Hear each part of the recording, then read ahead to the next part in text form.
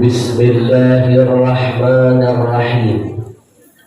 Assalamualaikum warahmatullahi wabarakatuh.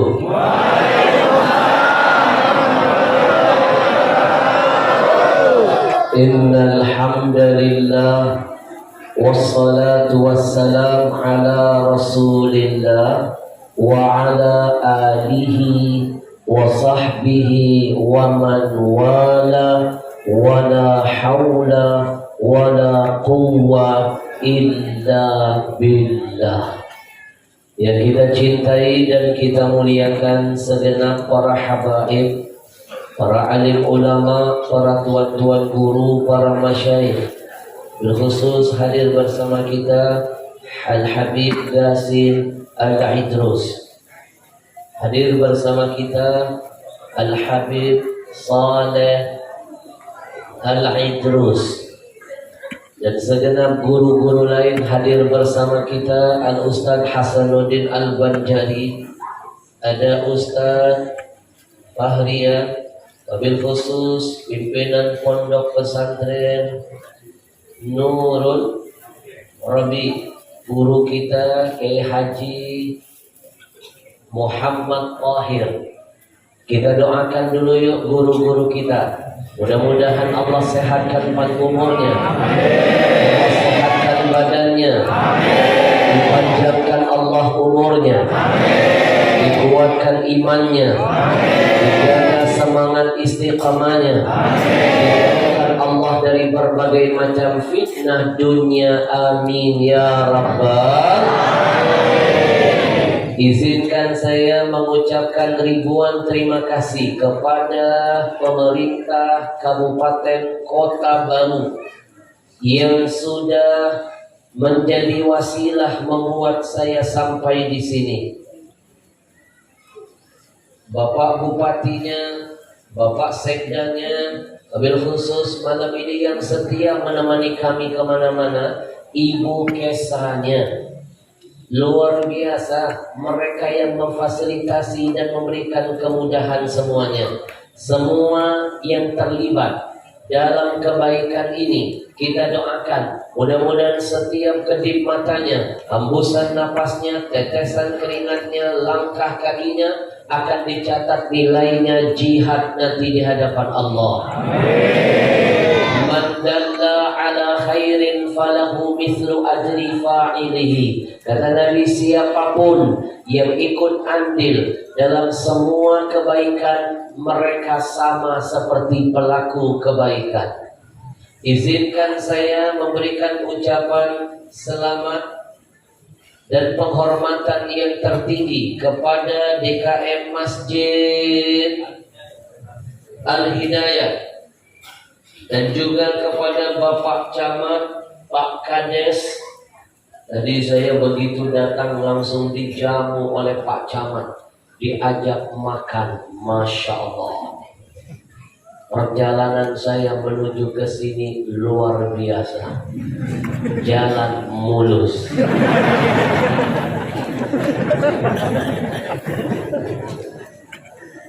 Untung yang bawa mobil guru, beliau pengalaman bisa mencari celah lubangnya, itu pun masih terasa.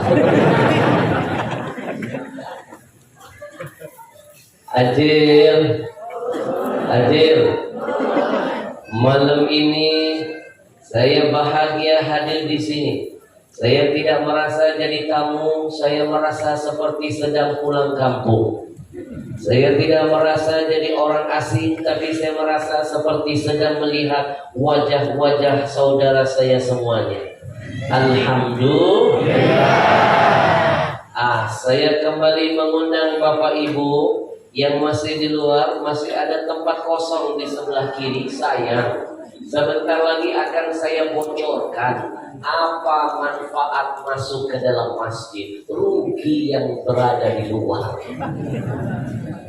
Ayo, sebelum saya bacakan hadis Nabi ini, yang mau masuk dan tidak termasuk kategori beruntung. Kalau orang dangdutan, orang sanggup rebut-rebutan. Betul? Ini taman surga. Ingat pesan Nabi, khairul bilad masajiduha.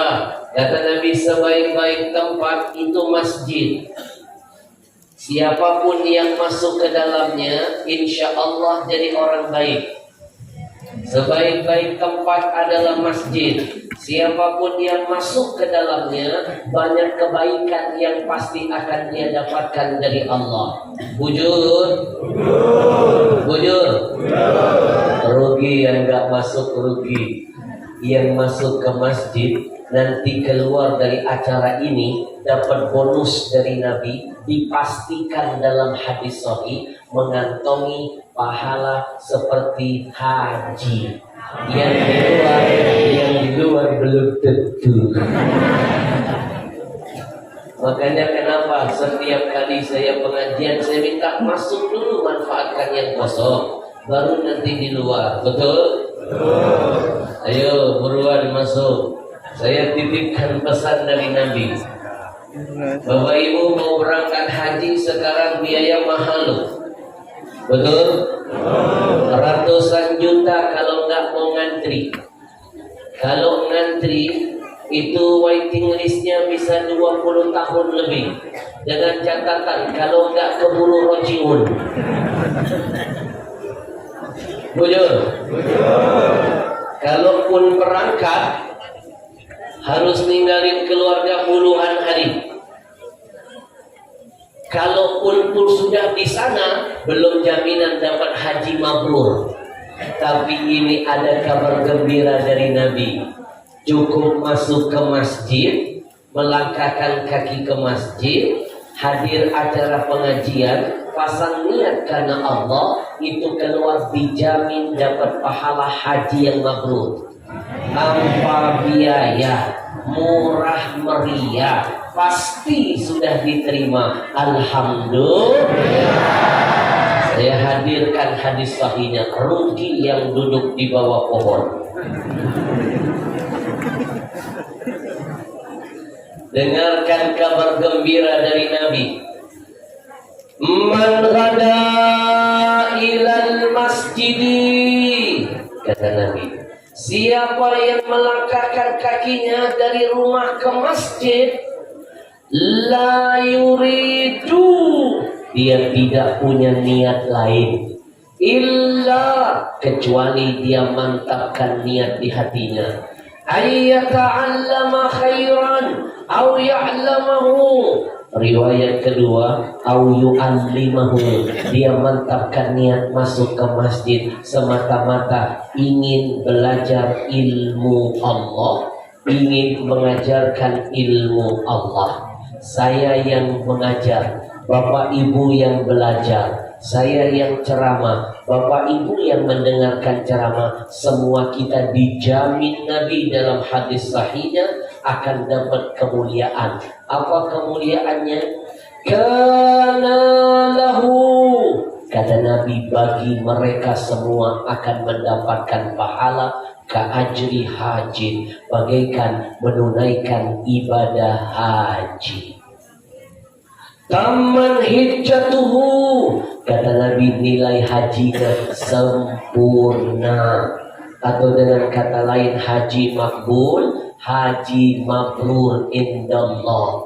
Nggak perlu pakai biaya, nggak perlu ninggalin keluarga, nggak perlu jauh-jauh ke sana sampai puluhan hari lamanya, nggak perlu kita pergi ke Saudi Arabia. Cukup ketika mendengar ada kajian di dalam masjid, mantapkan niat, langkahkan kaki, luangkan waktu, masuk ke dalamnya, pasang niat seperti yang tadi saya sampaikan, maka keluar dapat pahala haji yang diterima.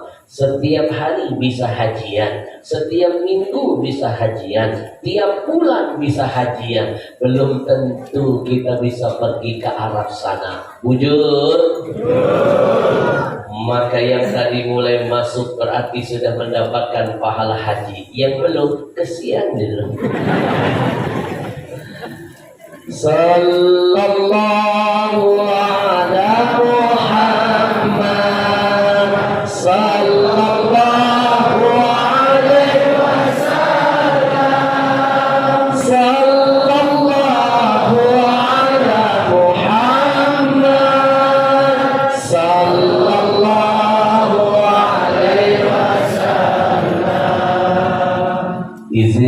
saya berterima kasih kepada komunitas Riau Indonesia Mengaji yang tadi videonya sudah kita tonton sama-sama. Mereka ini adalah mujahid. Usia mereka boleh muda, tapi perjuangan mereka sungguh luar biasa. Masih muda sudah mikirin agama Allah. Coba lihat anak-anak muda seusia mereka, apa kerjaannya? Kalau nggak tawuran, narkoba. Kalau nggak narkoba, kebut-kebutan. Yang sekarang lebih parah, anak muda di Jakarta kerjaannya koleksi boneka arwah. Bukan menyenangkan hati Rasulullah, tapi melukai hati nabinya. Wujud, mereka rela membeli boneka yang harganya 10 juta, ada yang sampai ratusan juta. Boneka ini diyakini bisa memanggil arwah bayi yang sudah meninggal dunia. Ini namanya bungul-bungul bintang. Wujud. Boneka ini kalau diadopsi dianggap seperti manusia hidup, dimandikan, dibelikan pakaian, dikasih makan, maka boneka ini kata mereka akan mendatangkan rizki, akan membuat terkenal, akan menghilangkan kesepian. Ini namanya waloh pajarang. Bahasa lainnya waloh betul. Bujur. Daripada buang-buang uang 10 sampai ratusan juta bikin dosa, yang dosa itu tidak akan diampuni Allah. Dosa apa? Kemusyrikan. Innallaha la yaghfiru an yushraka bihi wa yaghfiru ma duna dzalika liman yasha. Allah tidak akan mengampuni dosa syirik. Yang Allah ampuni dosa selain syirik menurut kehendak Allah. Bujur. Daripada bikin dosa keluar uang ratusan juta, mendingan uang itu pakai ngadopsi anak yatim. Mendingan beliin pakaian anak yatim. Mendingan mandiin anak yatim. Mendingan ngasih makanan anak yatim. Anak yatim jangankan dikasih makan, jangankan dibelikan pakaian. Ketemu anak yatim, kita usap kepalanya dengan kasih sayang, maka pahalanya 1 helai rambutnya 10 kebaikan. Itu baru ngusap doang, belum ngasih makan. Makanya biar banyak pahalanya, kalau ketemu anak yatim, usap kepalanya, cari rambutnya yang paling gondrong.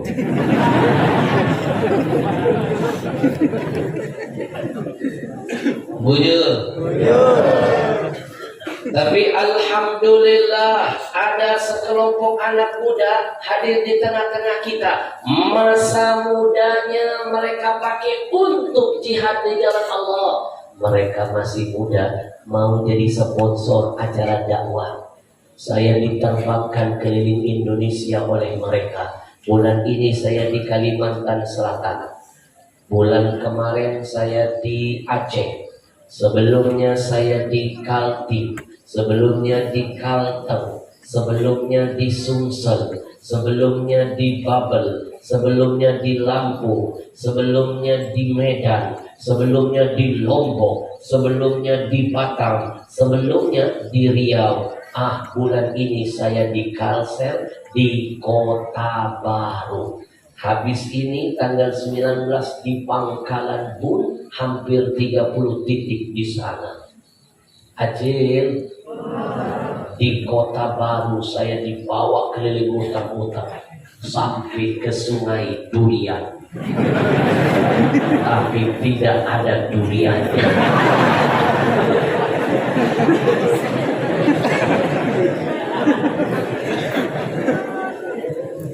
Sepanjang jalan saya menuju Sungai Durian terbayang seperti di kampung saya Arab.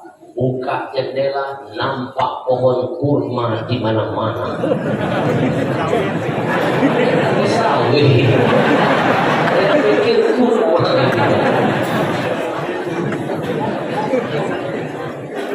Bapak Ibu, saya dibawa komunitas Riau Indonesia mengaji, masuk kampung, keluar kampung, saya merasa jadi orang kampung. Dibawa mereka masuk kota, keluar kota, saya merasa jadi orang kota. Pernah juga saya dibawa mereka masuk desa, keluar desa, saya merasa jadi orang desa. Bahkan pernah waktu itu saya dibawa mereka masuk hutan, keluar hutan, saya merasa ya apa yang bilang orang hutan.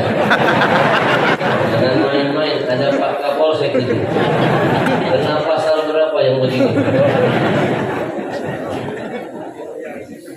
Bapak Ibu, mereka bukan cuma menghadirkan ulama masuk ke bumi-bumi Nusantara ini, tapi mereka mengajak umat bersama ulamanya mengumpulkan wakaf Quran untuk menyenangkan hati Rasulullah. Nanti malam ini di ujung acara kita akan kumpulkan wakaf Quran.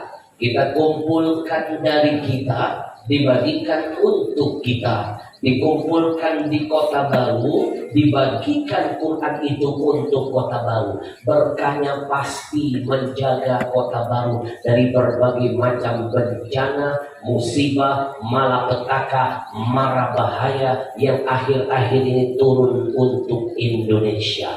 Bujur, bujur. Baru 1 tahun mereka berdiri, mereka sudah mengumpulkan wakaf Quran 300.000 Quran. Raja Salman dikalahkan oleh mereka. Ajil, Raja Salman orang nomor 1 di Saudi Arabia. Ajil, Raja Salman itu kekayaannya gak ada serinya. Ajil, Raja Salman itu kemarin datang ke Indonesia bikin heboh kita. Acil kenal Raja Salman.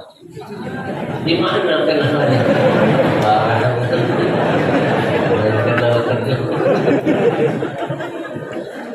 Acil mah paling kenalnya Raja Dangdut. Bang Roma. Raja Salman yang kemarin datang ke Indonesia, guru, heboh Indonesia. Orang kita ini baru Raja Salman datang sudah heboh, belum Imam Mahdi yang datang selesai semuanya. Begitu. Raja Salman tahun ini hanya mampu memberi bantuan Quran untuk Indonesia hanya 30.000. Raja loh, orang paling kaya, orang nomor 1 loh. 30.000. Anak muda ini bukan raja Pak Jamal. Anak muda ini bukan orang paling kaya di kampung. Anak muda ini bukan orang nomor 1 di Indonesia. Tapi mereka membuktikan selama ada niat, selama ada kemauan, selama ada jihad, Allah hadirkan kemudahan. Mereka mengumpulkan 300.000 Quran untuk Indonesia. Mereka percaya, where there is will, there is way. Do you understand? No. Di sini bilang no. Itu bahasa Inggris. Masa nggak tahu? Nih saya artiin ya biar pada pintar. Itu bahasa Inggris. Artinya jangan buang sampah sembarangan. Where there is will, there is way. Kalau ada niat, ada nama itu, pasti Allah akan bukakan jalan. Niat dulu yang ditanam, kemudahan akan dihadirkan. Insya Allah. Ayo Bapak Ibu, kalau kita nggak bisa jadi seperti mereka, paling tidak kita bantu kebaikan mereka. Kalau kita nggak bisa bersama mereka, paling tidak kita nanam saham akhirat bersama mereka. Malam ini, sebelum saya lanjutkan kajian saya ajak Bapak Ibu, kita memberikan infak terbaik dulu yuk. Kita bantu, kita semangati perjuangan mereka di jalan Allah. Saya mulai dari diri saya, siapkan infak terbaik. Saya mulai dari diri saya. Silakan bos. Saya mulai dari diri saya. Bapak Ibu, 100.000 kecil ukuran dunia, tapi yang 100.000 ini buktikan besar manfaatnya kalau sudah berada di alam kubur. Enggak percaya, silakan mati. Masih enggak percaya, saya hadirkan bukti. Buka Al-Quran. Di dalam Al-Quran Allah kasih bocoran. Orang yang sudah mati merengek-rengek minta dihidupkan kembali, bukan untuk melaksanakan sholat, bukan ingin menunaikan puasa. Mereka mau dihidupkan hanya ingin bersedekah saja. Mereka ngasih bocoran seolah-olah sedekah ini berharga kalau sudah berada di alam barzakh. Allah ceritakan dalam Quran, Rabbi laula akhartani ila ajalin qarib fa asaddaqa wa akum minas salihin. Ya Allah, kalau seandainya kami dihidupkan kembali, kami ingin bersedekah ya Allah, kami ingin bersedekah ya Allah, agar kami bisa digolongkan menjadi orang soleh. Mereka rela dihidupkan lagi, dimatikan kembali cuma ingin sedekah. Yang mati pengen dihidupkan untuk bisa sedekah, yang hidup nggak mau sedekah padahal pasti mati. Saya mulai dari diri saya. Bismillahirrahmanirrahim.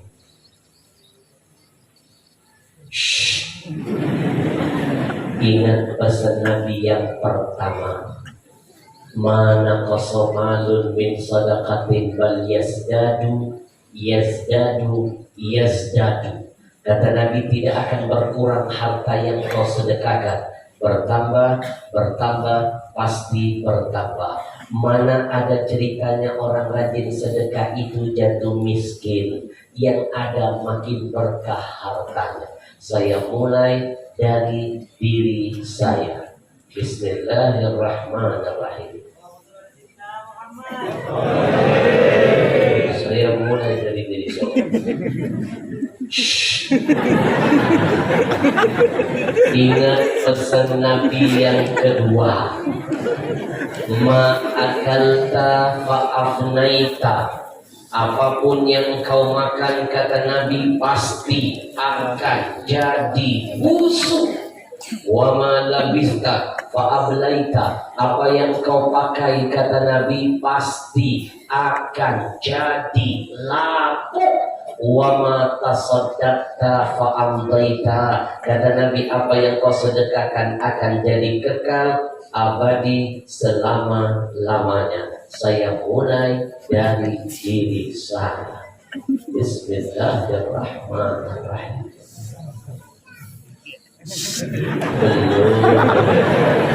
Sasus bocah.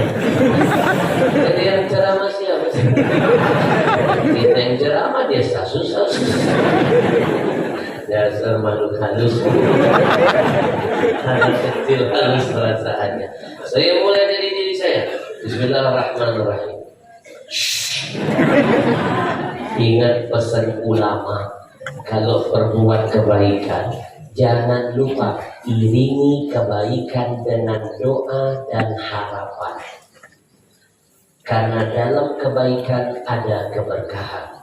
Dalam keberkahan tersirat kebahagiaan. Jangan lupa jadikan kebaikan itu wasilah. Habib, mana dalilnya kita boleh bertawassul dengan amal kebaikan? Kata sekelompok orang di luar sana, namanya Wahabi Salafi. Wahabi Salafi kiri. Bid'ah, gak boleh berwasilah, gak boleh bertawasul. Doa itu harus langsung minta dengan Allah. Menunjukkan kesombongan. Bujur. Kita mau ketemu Jokowi saja masih sama-sama orang Indonesia, nggak bisa langsung. Apalagi Allah. Mau ketemu dengan manusia nomor satu saja di Indonesia nggak bisa main nyelonong-nyelonong langsung. Harus lewat Luhut.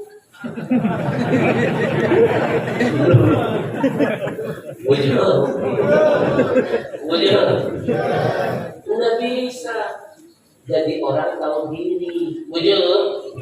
Apalagi Allah. Maka jujur kita sebenarnya guru lebih tawaduk daripada orang Wahabi. Betul?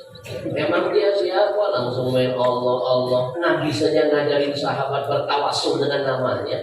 Nabi juru sahabat minta sama Allah dengan menyebut kemuliaan dan kedudukanku, kata Nabi. Ajib, Allah yang menyuruh kita berwasilah. Saya hadirkan ayatnya. Jadi siapapun yang bertawasul berarti dia sudah melakukan perintah Allah. Mana ayatnya? Dengarkan.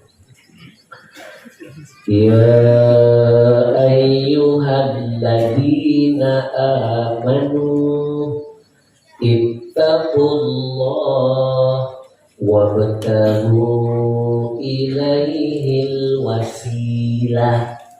Wahai orang-orang yang beriman, bertakwalah kepada Allah dan carilah jalan yang membuat engkau dekat dengan Allah. Wasilah itu jalan. Bapak Ibu bertawasul dengan kebaikan disunnahkan. Mana dalil kedua? Hadis Nabi. Masih ingat gak dulu ada cerita 3 orang pemuda yang terjebak dalam gua? Kenapa mereka selamat dari kematian? Kenapa? Karena mereka masing-masing menyebut-nyebut amal kebaikan mereka sebelumnya. Satu persatu pintu gua terbuka, mereka selamat dari kematian. Maka boleh menyebut-nyebut kebaikan untuk membuat doa cepat diijabah oleh Allah. Saya kasih contoh. Saya mulai dari diri saya.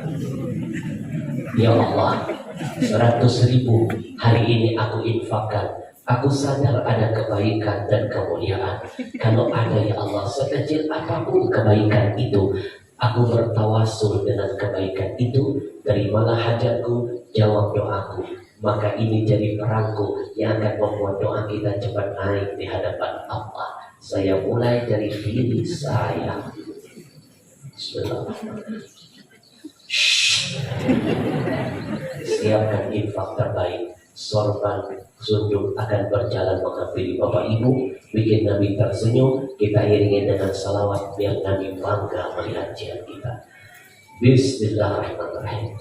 Sallallahu ala Muhammad.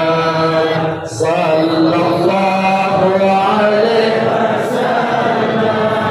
Sallallahu ala Muhammad.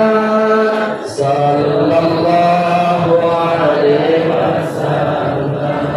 Sallallahu ala Muhammad. Sallallahu